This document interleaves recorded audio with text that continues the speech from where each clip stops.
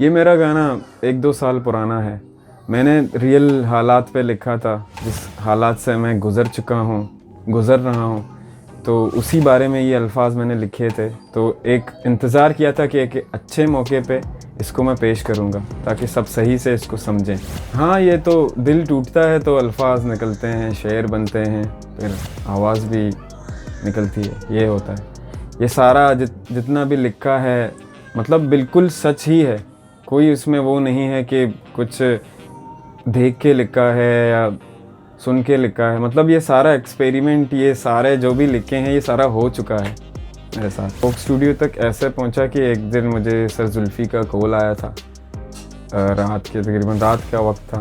पहले एसएमएस आया, फिर कॉल आया। पहले तो मुझे यकीन नहीं हुआ, क्योंकि मैंने उनको सुना है, मैं ख़ुद उनका फ़ैन हूँ, म्यूज़िक सुनता हूँ उनके।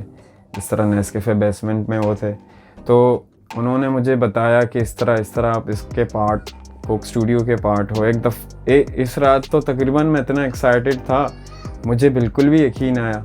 ये तय तो यहीं हुआ था। सर जुल्फ़ी ने सबसे अच्छी बात यही पहली फ़ुर्सत में उन्होंने मुझसे ये की कि आप जो हो वही चाहिए, हमें वही कैफ़ी चाहिए। ये जो आपका अंदाज़ है, आपका स्टाइल है, और आपका ओरिजिनल गाना चाहिए।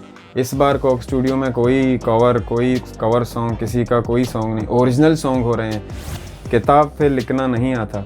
मैं बस एक एसएमएस का दौर आया था। कुछ दोस्तों की मदद से मैंने उनको, छोटा था बहुत, उनसे पूछा कि किस तरह लिखते हैं, कैसा लिखते हैं, ये बताओ मुझे, ये किस तरह लिखते हैं।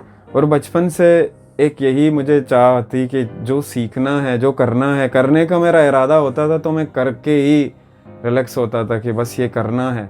ये एक नेचुरल है मेरे साथ, बिल्कुल भी नेचुरल है, बहुत नेचुरल है। मुझे ख़ुद भी कभी कभी ये पता नहीं चलता कि ये मैं किस तरह पढ़ लेता हूँ, लिख लेता हूँ, किस तरह इसके माने मैं तलाश करता हूँ, मुझे मिल जाता है। बस अल्लाह ने दे दिया है ये।